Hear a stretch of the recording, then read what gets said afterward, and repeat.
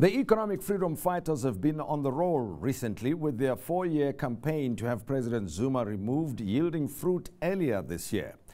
A few days ago, they got the ANC to vote with them on the motion of land expropriation without compensation. And yesterday, they launched the Year of Public Health campaign. In the meantime, the EFF has threatened to part ways with the Democratic Alliance in Nelson Mandela Bay. To talk about these issues, I'm joined by the Secretary General of the EFF, Mr. Godrich Gardee. And welcome. Thank you very much. Well, let's start with the public health, the Year of the Public Health campaign. What is the idea behind it, and how is the campaign going to be rolled out throughout the country?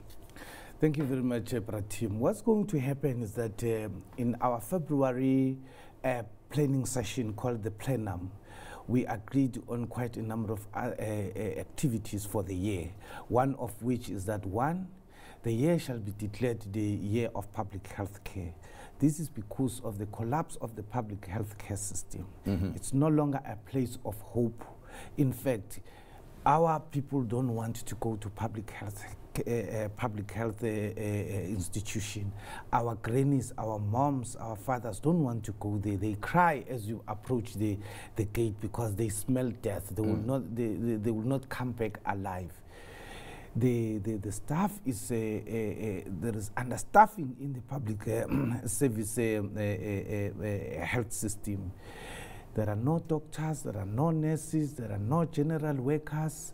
Security services is outsourced, general workers are outsourced, laundry and kitchen is outsourced, there is no medication, window panes are broken, lifts are not working, scanning machines are not working. It's just everything has collapsed because the system was only meant for that number. You take, for instance, Steve Biko Hospital.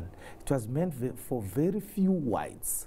When we inherited it in 1994 democratic dispensation, we did not expand it. We did not take care of the situation that now it's going to serve the rest of the country. So we are going to bring to the attention of the authorities. We are going to raise awareness on the collapse of the public health system and call upon government and all powers that be to pay special attention to the public health. But you know, the one thing that we've had repeatedly around healthcare in South Africa is that of lack of resources, that, you know, there's no money, it's a small budget. So government has got to make do with those limited resources, and that's why the system is collapsing in the way that it is. And that's the call for the national health insurance, which has taken years, has not been implemented. So what do you think is the best way out? If that is true, that resources are the issue, how should that matter be addressed? But Tim, you will agree with me that the issue of resources is neither here nor there. The issue of the nuclear deal, which was going to be twice the budget of the country, about 1.3 trillion and more over an extended period, amounting to a very big amount being spent on nuclear deal just for the sake of politicians to have some kickbacks to them and some bribery and corruption that is involved. South Africa has the necessary money. Secondly, there are necessary resources that can support a generation of revenue for the state to pay for a quality public health care system. All we need to do is to get our priorities right. You can't have a situation whereby the whole procurement system of the public service is so corrupt and there is a leakage of money down the drain because of corruption, because of fraud. If we can close all those leakages of fraud, of corruption, of getting our priorities right, we can rest assured that we will have the necessary savings to invest in the public healthcare system. Now, not so long ago, EFF was seen as an one-issue party, that if you remove President Zuma, then you would not have any particular issues to campaign on. Anyway, it's been a sustained struggle on your part to get the president finally to be removed, and the ANC recalled him earlier this year. How do you feel? I mean, you know, initially when you started with all the campaigns in Parliament, people were a bit baffled that who are this rowdy bunch of people? When you reflect back on the 3-4 years or so, what do you think? How do you feel about the outcome of your campaign? Well, we have to educate society that Parliament is another theatre of the struggle. When you are struggling outside Parliament, you use stones, you burn tires, it will be violent demonstration as we see throughout the country on service delivery protest. However, in Parliament, it can be. You can't be burning tires and throwing stones in Parliament. There is a form of protest inside Parliament which actually involves heckling, which involves engaging robustly and critically on issues. And point of order. Oh, definitely, it's provided in the rules of in the rules of proceedings inside Parliament. So the problem with us in South Africa, we have never been exposed to parliaments of the world, how robust they are. I mean, the Parliament of UK, the Congress, the Parliament of USA, all parliaments throughout the world, in Europe and in Africa, they are very robust and they engage viciously. And the problem with us in South Africa, we come from the era of Madiba, where we left everything to his wisdom to take us to the land of milk and honey. We didn't know that we'll have a Zuma with us, and we had just to deal with it at that time and at that point. And we made him to pay. We said he's not going to finish his term. He did not finish his term. There's quite a lot that we have said in Parliament that is going to happen, and very few people believed in us. And I think by the end of this year, they must have realized that we meant business and it is doable. Let me get your comment on the levels of corruption that are being uncovered now inside Parliament with the different inquiries that are taking place, the hawks coming out with a lot of information. Your overall sense of the levels of corruption and your rating of the way the state is dealing with this problem at this time. Just tell me. We had raised the issue of corruption. We had gone to one police station to the other. You will agree with me, and South Africa should know that case 200/7 of 2017 in Free State is a case of the EFF. We didn't go to public protector. We didn't go anywhere else to complain about the 250 million rand that was going down the drain in Free. We went straight to the police station. We opened a case. We followed it up vigorously, and today we've got case 200/7 2017. The Guptas are getting arrested. Every other person who was involved, including politicians, are getting arrested.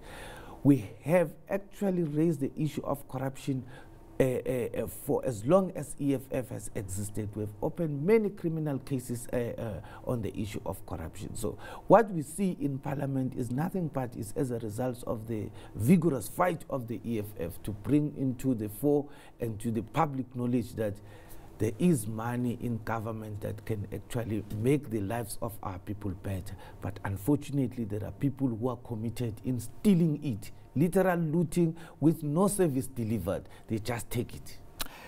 Let's talk about a very important matter for the EFF, land expropriation without compensation. It's a very controversial point, by the way, because it touches on other parts of the economy. You've heard from different quarters that there are people who are opposed to it. But what I found interesting is that the ANC last year opposed your motion, but this year, this time around, they are in agreement with you. So how is it going to work finally? I mean, what do you expect? What do you envisage with this move on your part? Well, Brother Tim, the fact of the matter is land is a public good. It's just like the ocean, it's just like the air we breathe, it's just like water. It can't be privatized, it can't be owned by individuals. You can only ask permission to use. What we are asking for about land expropriation without compensation and what we'll do, what is the plan beyond that? You can take, for an example, how land is being managed by traditional leaders. You only have a right to occupy, a right to use. As and when you no longer need the land, you move out it gets given to another person. The same thing should happen in the whole of South Africa. The land should not belong to traditional leaders. The land should not belong to foreigners. The land should not belong to individuals in South Africa who have got money and can afford. And the land cannot perpetually belong to those people who got the title deed over the land illegally through genocide of black African people. The land must belong to the state. But is that land that is even owned currently by black people, that it must be taken back and belong to the state? Is that the view? Definitely. It is a public good. The land must belong to the state. Any other person who wants to use the land, that person must request for permission to occupy and permission to use. As and when he is no longer interested in using that land, it can't be that the land should lie fallow. The land should be available for another user because it is a public good. It is not a private wealth. I hear you and I understand you. And there are many, many other ramifications around land. I know people are going to say, but what about my household? What about this? And the fact that there are bonds on the land, who's going to pay? So it's a bigger discussion, and we'll follow up on this. My final question, or about final issue that I want to raise with you, is the EFF saying that it is going to part ways with the DA in Nelson Mandela Bay. Why that? Does it mean that the agreements with the DA were not based on any principle, but were more based on convenience on your part?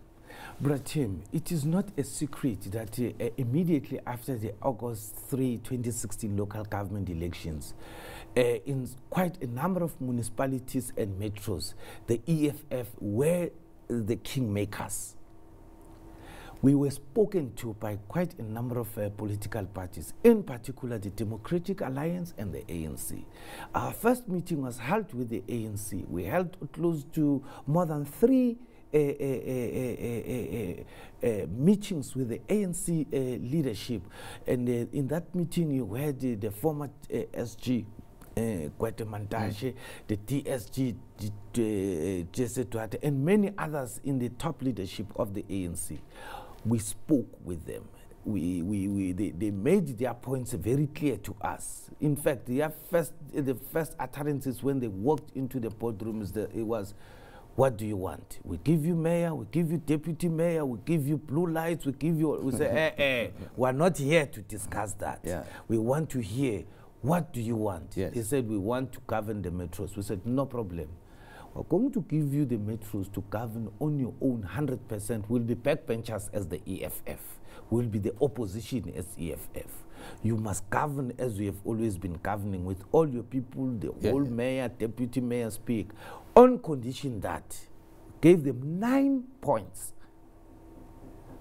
Expropriation of land without compensation, free quality higher education, removal of the Gauteng e-tolls,